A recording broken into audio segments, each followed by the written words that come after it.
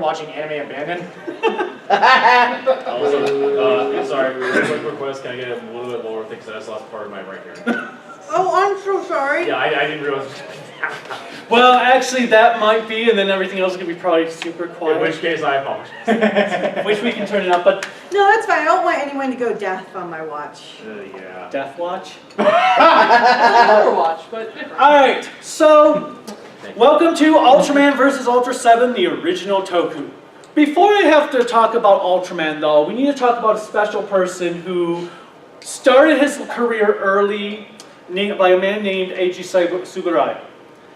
Eiji Tsuburaya, as a kid, loved two things: building model airplanes, and when he saw his first movie, and I believe it was recorded, it said that he saw his first movie about 10 years old, he loved not the movie itself, but wondering, how did they do this? I want to know how they did this. And he would find any way he could to tinker around with a projector to learn how it worked. Later on in life, he ended up working as an engine at some movie companies. He actually had to film propaganda films during World War II, including making model airplanes and models to show how much the Japanese won with the bombing of Pearl Harbor. The Japanese, of course, with World War II losing, they pretty much got rid of, you couldn't do any more war films, no more propaganda, that era was over. He got hired at Toho Studios and worked on some films, including one that he built did all the special effects, built the airplanes, the buildings, everything. This film went on to, I don't know, it was called Godzilla. So he would go on and work on nearly all the Godzilla movies up until the late 60s when he built his TV studio. But here are a couple of his kaiju films.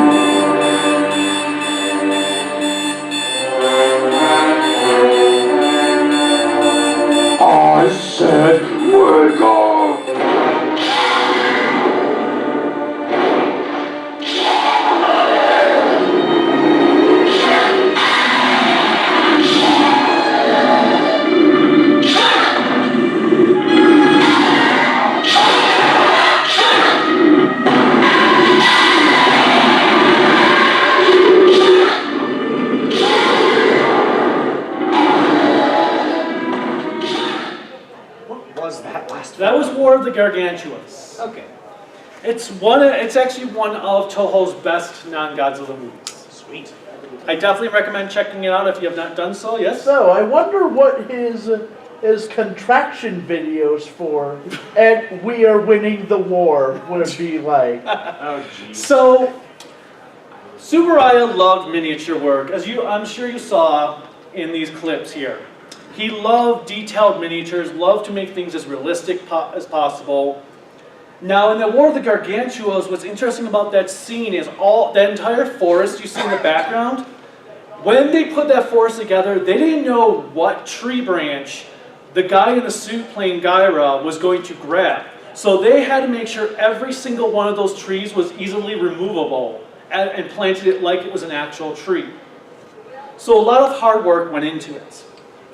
Well, the alarm thing was actually part of it. No, that was actually my Okay, that was beautiful. So, television becomes a big thing in Japan. There's a couple TV stations that are trying to get as much content as they want. And right now going on in America is this little show called The Twilight Zone and Outer Limits. People are loving it.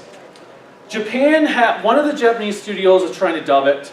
Another one decides, we want our own version. Well, Tsuburaya just opened up his own television studio. So he did his own type of Twilight Zone show called Ultra Q, each episode was a different story revolving around a type of monster. When that show finished, they wanted another show like that. So what Tsuburaya did is he decided to take a superhero show and mix it with monsters. Initially, this show was going to be called Red Man. And they decided to change the name of it. They went with a space theme, called it Ultraman. The silver on his costume is meant to represent metallic armor, while the red is meant, the red is meant to represent the planet of Mars, outer space. Ultraman is basically a space cop. Think kind of like Jocko from Dragon Ball. In fact, he kind of looks like an Ultraman. Well, another interesting thing is Tsuburaya meant for the red to actually be muscle tissue, but they couldn't do it back then in the 60s. So, thinking about that, he's red muscle tissue as his skin, silver body armor. Doesn't that mean Lord Zed is an Ultraman? Wow. I mean, I'm pretty sure he was Kaiden said.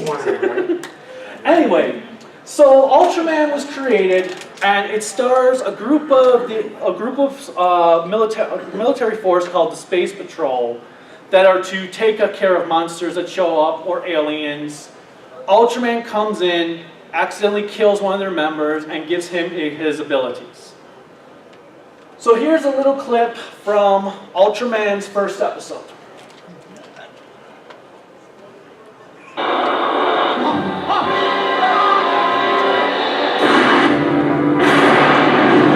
I'm so sorry! 君は一体何者だ M70 犠牲の宇宙人や M70 は犠牲運動中そうだ遠い宇宙からベムラーを宇宙の墓場に運ぶ途中ベムラーに逃げ出されてそれを持って地球に来た申し訳ないことをしたやたたいその代わりに私の命を君にあげよう君の命君はどうなる君と同罪になるならそして地球の平和のために働きたいこれは何だベータカプセルベータカプセル困った時にこれを使うのそうするとどうなる心配することはない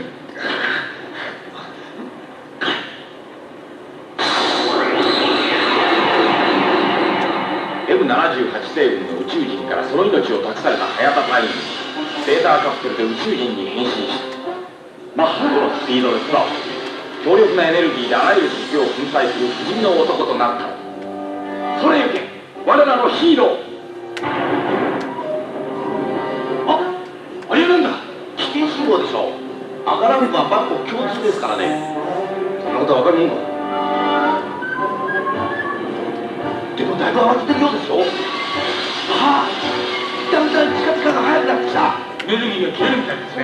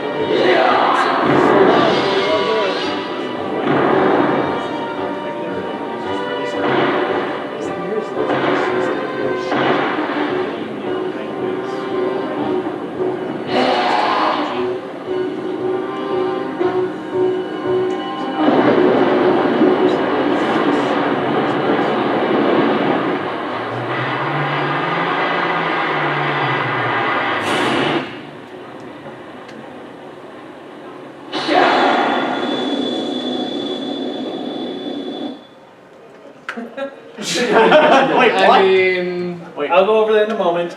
Now, one thing that when Ultraman fights, sometimes you have to wonder, is he trying to battle the monster or molest it? Because sometimes, as I made that joke in here, I can't tell. Sometimes it looks like he's trying to do naughty things to it. I mean, Now, also, Ultraman, to reduce him from feeling like he's invincible, Tsuburaya decided to give him what's called a color timer, which makes him, he's limited to 3 minutes of Earth time being transformed. This was to stop, to put some anticipation like, oh my god, is he going to win before his color timer runs out? There's just one flaw in that. He wins all the time? No, actually, not all the time. There are a couple episodes where he loses. However, the flaw is, he can be as long as the show wants him to be Ultraman. It's like Dragon Ball Z time. Oh, is this like Naruto will explode in 5 minutes? That like takes over. So just because he has a 3-minute time limit does not mean the episode is going to be 3 minutes real time. So there is a flaw in that logic. Yeah, it's just like Frieza with the 20 episodes. Now, this case, Kai Ultraman fixes it a little bit. seems to love to troll his enemies. As you will see in this case, which also, this monster in this clip, is a reused suit from a Toho movie. I'm sure you can figure it out when you see it. Oh god.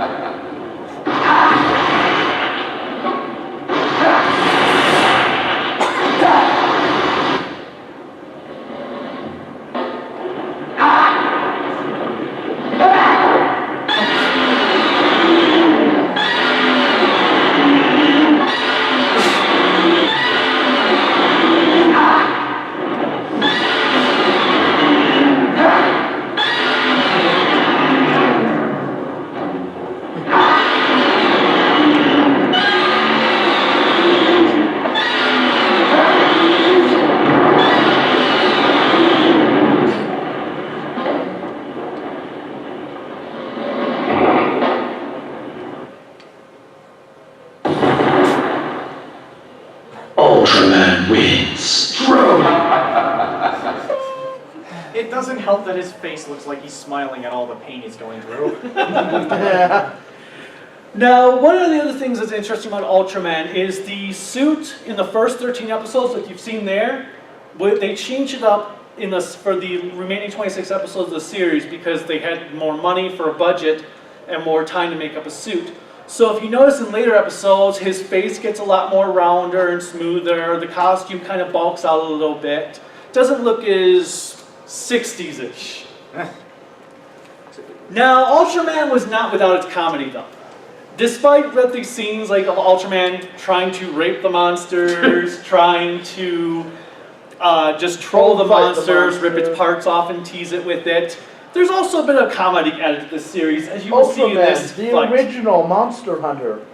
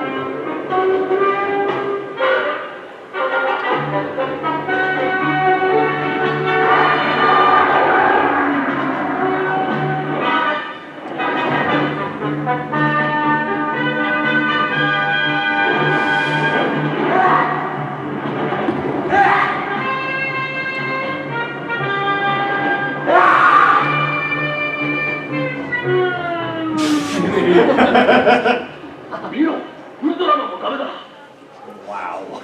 I guess it was the monster's The turn. monster is even funnier. Oh yeah, they beat the monster by sticking a missile up his butt and shooting it into space. Good God. Effective, if a little uncomfortable. So, Ultraman has two different types of monsters in it. There's these random, the first of the two are kaiju, that are Earth-based creatures that appear from prehistoric times. So I've got here just a couple of the creatures that are used in the show. One of them that is apparently was born loving chocolates. Oh, I feel that was necessary for that monster. In the city, come on and rage. In the city, rage. In the city. そういうわけじゃ。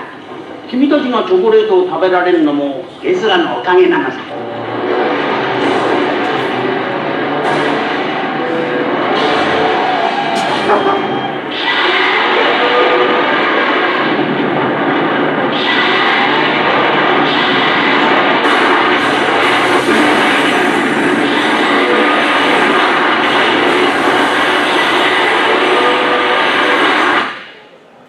Well, someone woke up early from their nap. pretty much. So the kaiju were pretty much just random monsters, mindless beasts. So our next bit were aliens, which were intelligent life forms that would come down to attack Earth, to invade it occasionally. There's a couple significant ones, like the Baltan. There's one called Mate that Ultraman actually did not defeat in the original series. So I've got here just a couple of the aliens to see what they look like. Huh?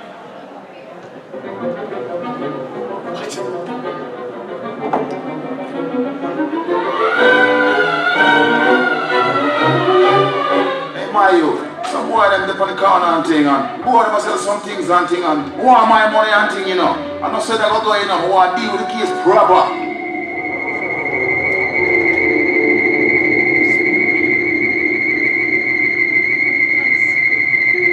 I need an adult.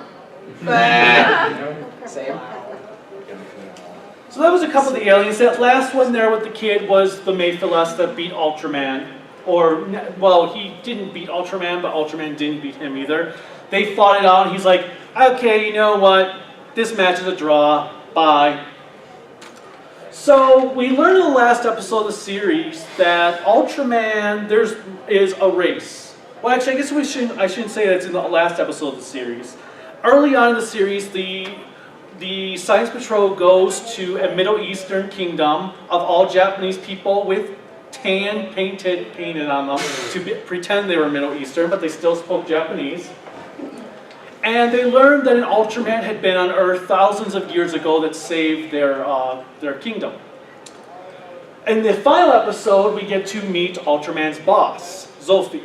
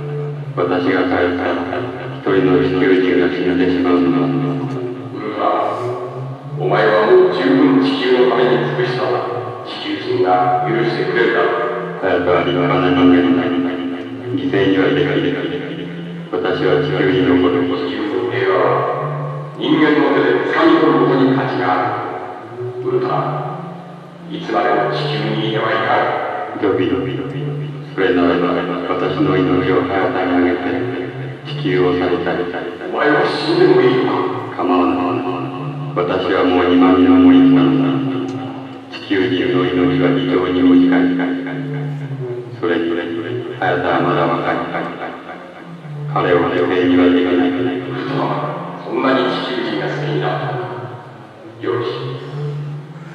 私は命を2つ持ってきた。その1つを早くやろう。ありがとう。じゃあ、早田の君の体を分離するぞ。Never mind all the other humans that died. Just Hayate has to live. That's because he's very good directed. He's such a nice guy. I know. So Ultraman for being the first Toku series ever, Ultraman planted the seeds of what would come later. In the Ultraman franchise, they pretty much established that all these Ultramen are pretty much just all related. They're the kids of the Ultra Father and Ultra Mother, and they have the Ultra King. Ultraman King is their ruler. They're basically their own planet that they just go across different universes in different timeline. Basically a multiverse where they'll just go travel around and defeat evil. The Ultraman. However, better versions of the Watchers. However, the one thing you have to ask is Ultraman a hero? And this will show you why I asked that. Oh, jeez.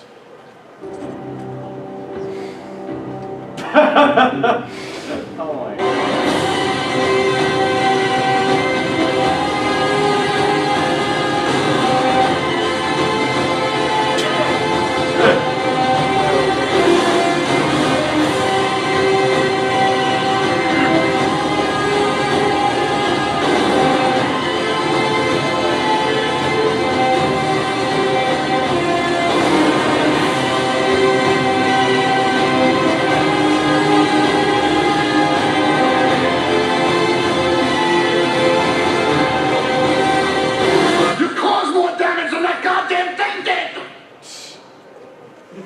Oh, Lordy. So yeah, he destroys the city as much as he tries to save it. So does that really qualify him as a hero then? As long as there are good intentions involved. Metal Gear Solid. Oh, Christ. Ultra Snake. Oh, my God. Alright, so I have a question for a copy of Ultraman the Complete Series on DVD. Does anyone know, okay, first, this was brought to America in the 60s. Does anyone know what anime the voice actors were used from to dub this? Speed Racer? Yes. Sweat. Nice job. Thanks. Yes, they used the Speed Racer cast to dub Ultraman. Now, also they had to, obviously, because the episodes run about 25 minutes, but in America, because of commercials, you can only have about 21 minutes an episode. So they had to cut episodes down, cut out content they didn't deem child-friendly and all that stuff, especially in the next series, Ultra 7. Ultra 7, well, Ultraman had ended, and the TV studio was like, this is the highest rated show, we want more Ultraman. Well, Tsuburaya said, well, you rejected 13 of our scripts, so I can't give you anything more that would extend the show to make it worth it. So they came to the agreement to make a new show. But they were trying to figure out what could they do to make the show new. So they had all these different ideas from doing a show called Ultra Garrison, which would end up becoming the military force in the show. Then also Tsuburaya hired a director for the show who was an Okinawan, who every time he'd go home had to prove to the US military that was occupying Okinawa that he actually belonged there. So he felt kind of alienated from his own home, which gave him ideas to have this series, which ends up being all about aliens that are invading Earth, that the aliens actually have their own set of monsters they may send out, or they may fight Ultra 7 themselves. Unlike Ultraman though, Ultra 7 he's not someone who decides to cohabitate a body with a human. Ultraman's kind of like Captain Marvel in DC, when Billy Batson yells Shazam and transforms into Captain Marvel. In here, Ultra 7 finds a man who's pretty honorable and decides to copy his form and call himself by the name of Dan Moroboshi. Let's see that clip.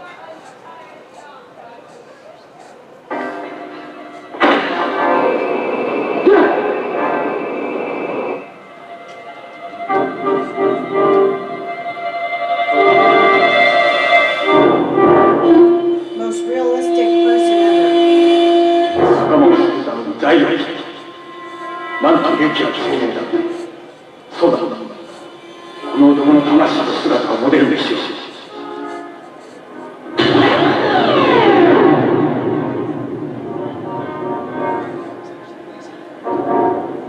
こうしてウルトラ警備隊諸星団が誕生したんだ。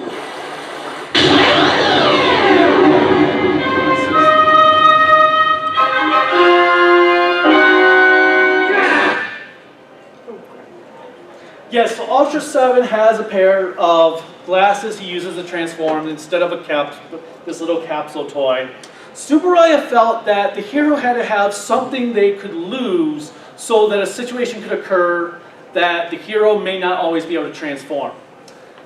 He took advantage of an Ultra 7. There's 2 episodes in a row where the aliens steal his glasses, the Ultra Eye, which is kind of annoying when you have it twice in a row. But one of the differences about Ultra 7 also is he didn't have a color timer. He still had a weakness, but they actually didn't even tell you the weakness until episode 25, when these aliens had decided to engulf the Earth into a permanent winter. Oh boy.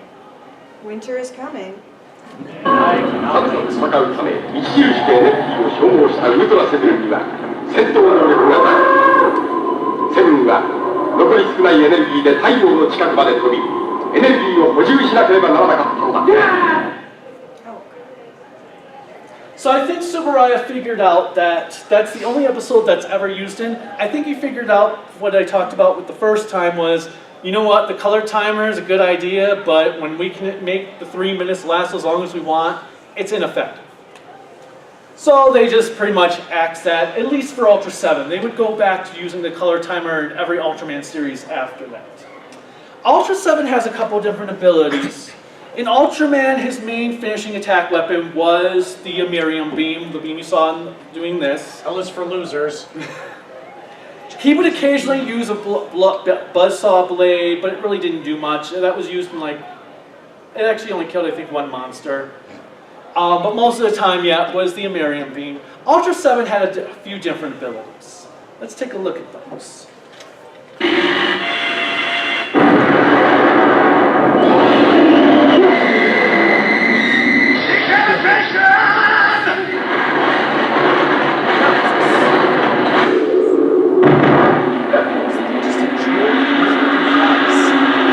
Fucking bubbles!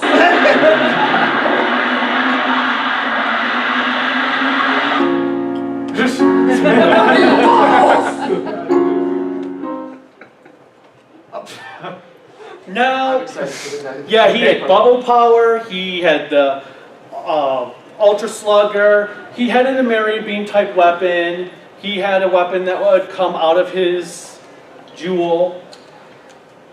But Ultra 7 was bloodthirsty. When I said earlier that Ultraman was kind of a troll, he's got nothing on Ultra 7. This guy is brutal. Oh jeez. Savage.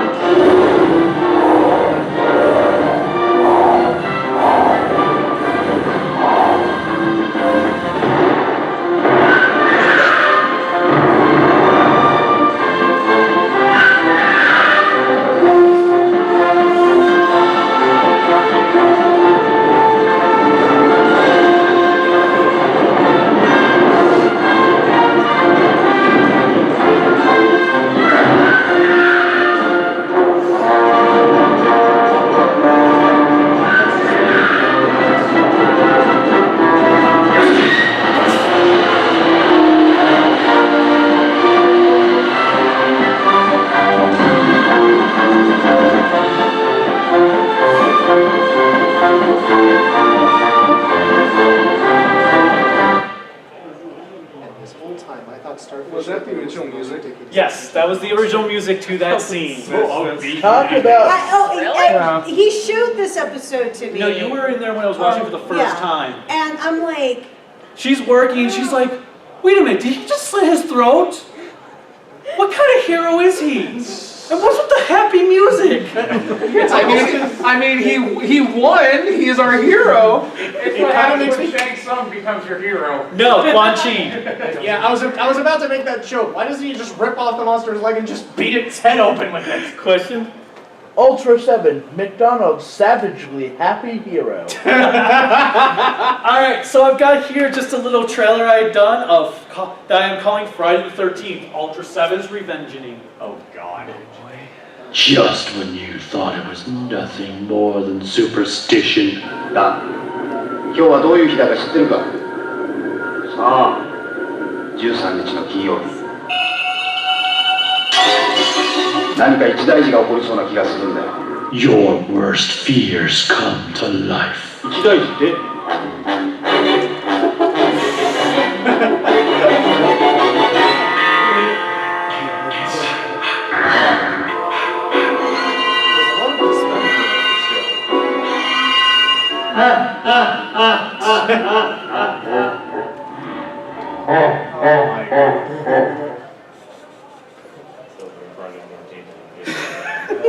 ？That's all I thought of during it. So, also to differentiate this show, what am I doing on time? Wow, got like 12 minutes. He had some extra help in the form of little capsules that could become monsters. So I'll show you here the footage of his 3 monsters. ビンド、頼むぞ。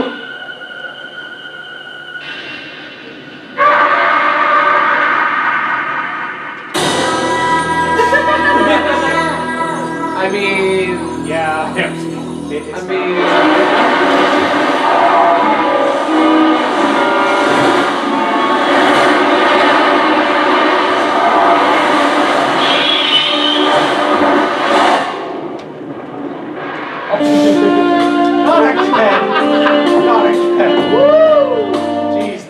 That's just how Stevie. Alright. Now, as I mentioned, we had in this show a lot of aliens. This one's interesting because he wanted to take over the world via cigarettes. What? He put hallucinogens in cigarettes, and it makes a great comment because in Ultraman Orb, this alien appears, he goes to his boss, he says, sorry, sir, we had to cancel the hallucinogen cigarette plan because not enough people are smoking these days. And then I have after this a few other aliens to show. If only they poisoned ようこそウルトラセブン。我々は君の来るのを待っていたのだ。何？歓迎すると。なんなら、アンヌ隊員も呼んだらどうだ。君たちの計画は全て暴露された。おとなしく降伏しよう。我々の実験は十分成功したの。実験？そうだ。赤い結晶体が人類の頭脳を狂わせるのに十分効力があることが分かったの。教えてやろう。我々は人類が互いにルールを守り、信頼し合って生きていることに目をつけたの。地球を壊滅させるのに暴力を振るう必要はない。人間同士の信頼感をなくすればいい。人間たちは互いに敵視し、傷つけ合い、やがて自滅している。どうだ、いい考えだろう。そうはさせん。地球にはウルトラ警備隊がいるんだ。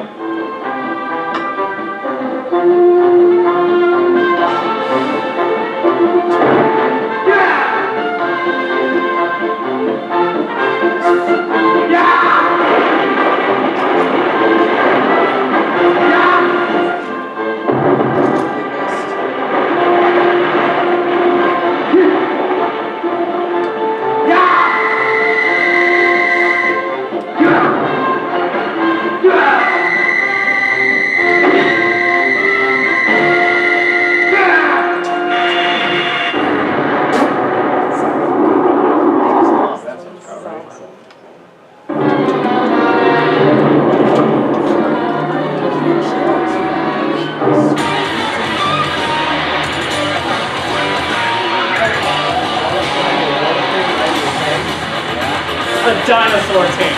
Yeah. How awesome is that? That is actually really awesome.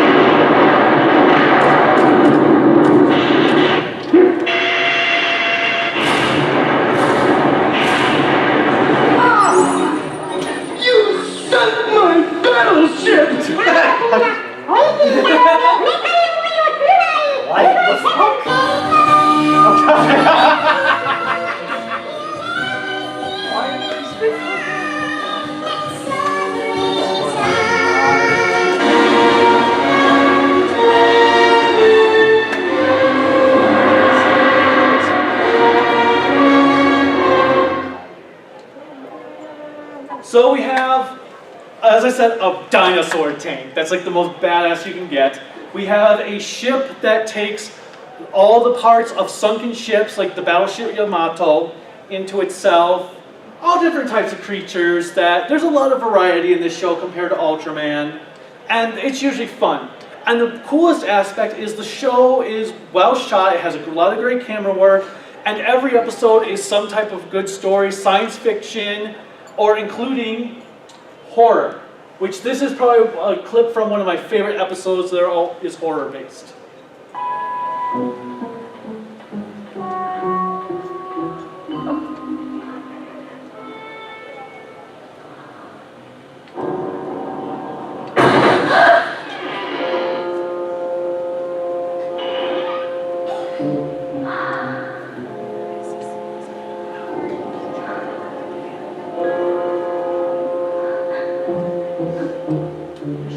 宮部博士、いいものをお目にかけよ。あ、グレース、奥さんが大事なら書類のあり場所を言うんだ。あれを奥さんの上に落としてみようか。それともあの手すりを折るか。どちらでも君のお望みの方でいい。よし、あれよ、グレース。